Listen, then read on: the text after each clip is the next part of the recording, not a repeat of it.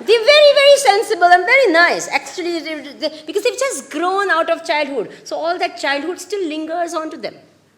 It's not that they're not. But you put them in a group and they don't know what they're thinking. They don't think individually at all. That is what is called a herd mentality at play. Is it true or not? You know what is herd mentality? I actually saw, sheep are very good at that. I actually saw this happening, Once I was going and traveling, and there was this big, huge herd of sheep which was blocking the road completely. So we had to stop. And then I was seeing the way they were clearing of these sheep. So our, driver, he was from the local place. So he said, look, I'll just show you something really funny. He got down from the car, and there was the road was really narrow. So a lot of sheep were coming in this. So he just put his hand like that. And what happened? Because the hand was there, the sheep had to cross over. So the sheep came and jumped and went away. The second sheep came and jumped. The third one came and jumped. Then he took away his hand. The fourth one came and jumped. And after that, every sheep that came there was no hand, there was nothing. But it came and it jumped. It came and it jumped. No question. This is what is called, what mentality? Herd mentality. No thinking happens after that. You've given off your thinking because everyone's going to think and everyone feels. And this support group, if it goes away, you feel insecure again because you are really insecure anyways. But it's only that group that makes you feel cool and fine and nice and happy and all that. And therefore, at this age, friends become very, very important to children. Is it true or not? Everything is friends. For hours, how many hours a day you talk to your friends on the mobile? Thank God now there's something called mobile. Baki pehla to phone hoto, so it was never available to any adult. If you have one teenager in the home, you never have a phone with you. Is it true or not? And there's 6 hours in the school and they're talking constantly. The teacher can teach, but they have their own. Yes. And even after that 6 hours, they go home and talk for 6 hours on what they did for 6 hours in school. Is it true or not? What is it? Now, if you have understood this, there is something very beautiful about this age, as I told you. It's a transition period.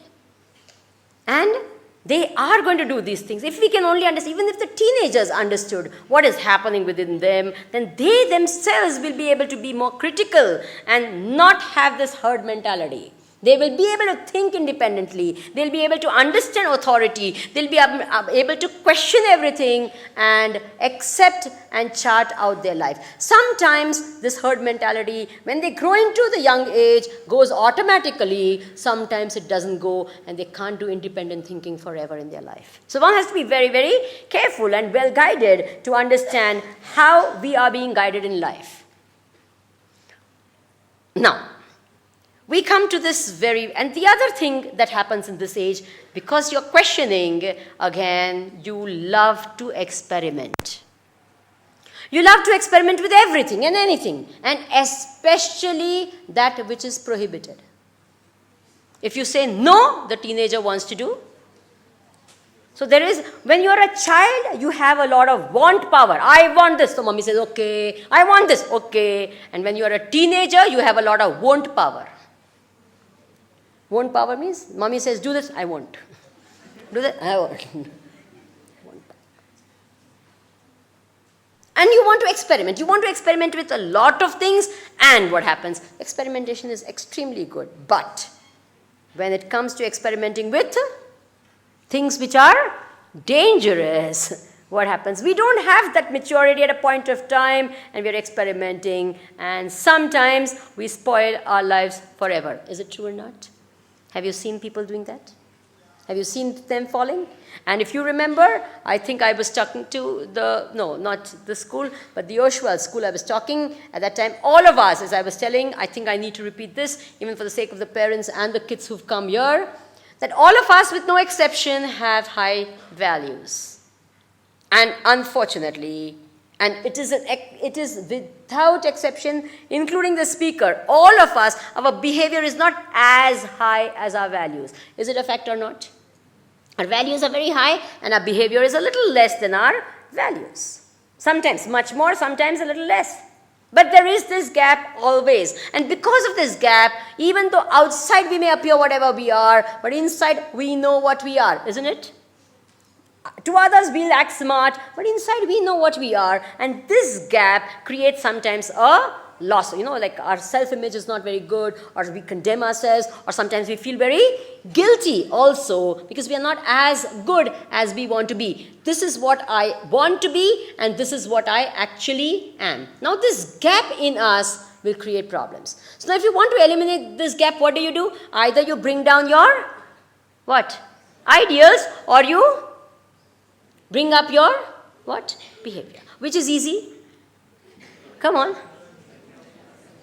This is always, coming down is always easier than going up. And then what happens? When you bring your values down to suit your what? Ideal, your behavior, then a universal thing happens. And you know what that universal thing is?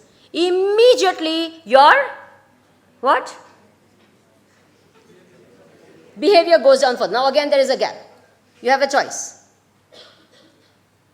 And you say, forget it, who cares? Who's looking? Why should I only do this? Everyone is like that. Isn't it?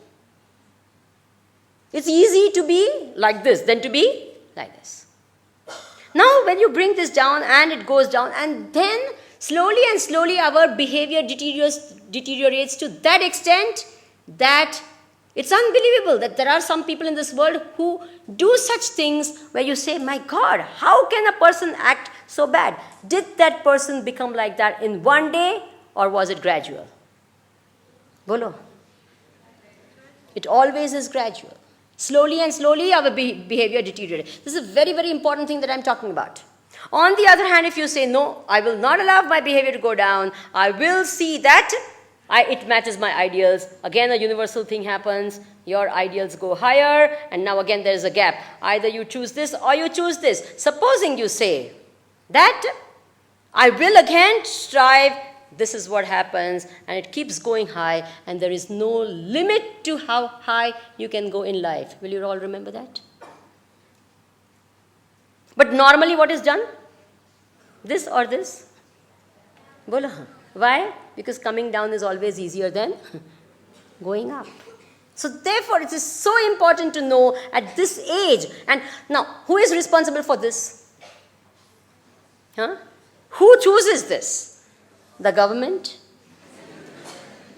Who is the one responsible for this? So don't ever, anyone in the world, whether it's an adult or a youngster, don't ever blame anyone in the world for your fall. You alone are responsible for your fall, and you alone are responsible to bring yourself up. And what happens? We blame it. And especially parents now, because they always have this soft corner for their children. They think their children are angels with wings, So what do they say? कि मारो छोकरो तो बहुत सारो હતો પણ ખરાબ કંપનીમાં ગયો. Isn't it? Have you heard this? My son was very good, but he went into bad company. If your son was so good, then why did he not change the people whom he went with? The bad company should have become what? Good.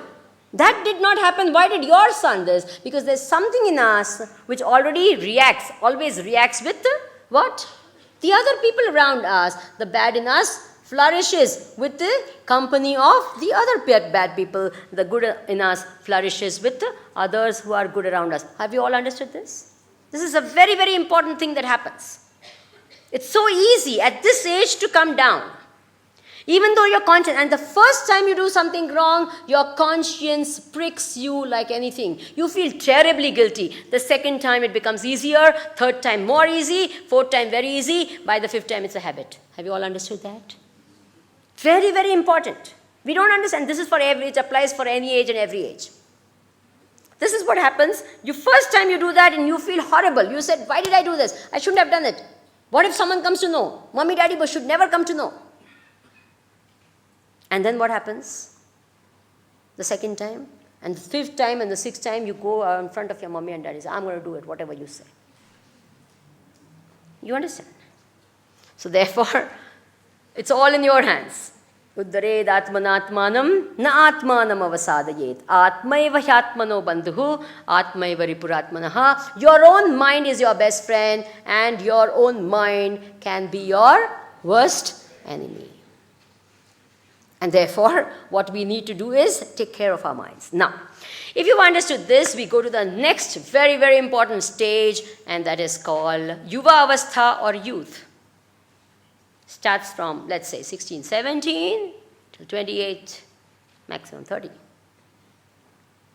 Now, what is the youngster? There is a very, very beautiful mantra in the Taittiriya Upanishad of the Vedas, which gives you a ideal. And the most successful youngster has these characteristics and qualities.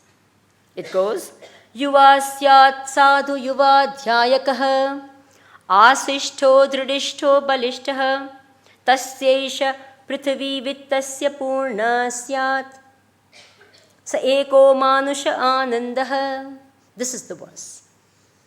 First thing is yuva syat. What will he have to be? He is young in terms of age. And because he is young in terms of age, and that is the time when you are at you look the best. Rupavan, this is the quality of that person. He or she looks most beautiful or handsome at that age. As I told you, after that it is only. So that. And now it's wonderful. It's good to be good, to have the best of looks, the best of health, the best of energy. Fantastic. Vitality is there, and you ooze with physical well-being and this. That's fantastic. Nothing wrong. But at that age, young age, the second thing that comes, which is very dangerous, and that is pride. You see how girls, when they are going, they walk, they think the whole world is looking at them. Is it true or not? So self-conscious. It's only when you grow old you realize no one really looked at you. Actually, you only thought they looked at you. There's no one is really interested. But all so self-conscious. Yeah. All right. So, useless. And whole mind is only ke ketla angle par vaal pade. And they're so they don't consider anything else, anyone around it, they don't know what's happening. It's only that hair that is there. And very beautiful Bhagwan haat aapes, lovely hands that the Lord has given. What's the purpose of the tail for as far as the cow is concerned? What is the cow supposed to do with the tail? All the time if there's any flies or anything around, it sort of, uses that. What is the purpose of these two hands? As far as the youngster or teenager is concerned? Beautiful hands Bhagwan has given. Where you can do anything and everything. Is what? 24 hours? Phew. And all the time seeing that everything is at the right angle. Whatever, is there. So, what a waste of time. But at that age, are you understanding this? And the guys think, strength, jetla button khuli shaka etle kholi. Roll up the sleeve. And all it requires is one mosquito and malaria. What happened to all that strength? Very interesting. This guy, huge, big fellow. He was a wrestler, and and that time they go to the gym and as much muscles as possible. Jetlu am karin batao se badhana. So this guy wrestler, he's saying, I'm the strongest man. There's no one in the world who can do what I can do, and physically, there's no one can beat me.